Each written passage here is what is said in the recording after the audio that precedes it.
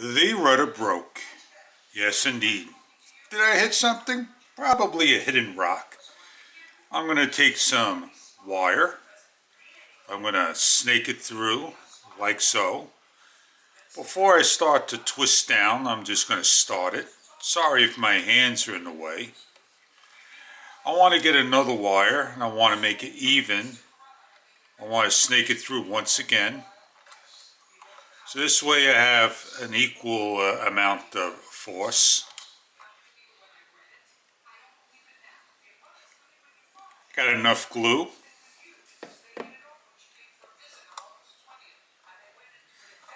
Now the reason for the wire is, what it's going to do is going to pull in some force. It's going to make it sit on there nicely.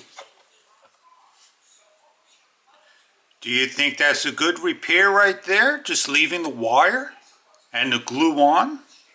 I think so. The good thing about this is, now if I move it, it's going to work 100%. That is a strong repair.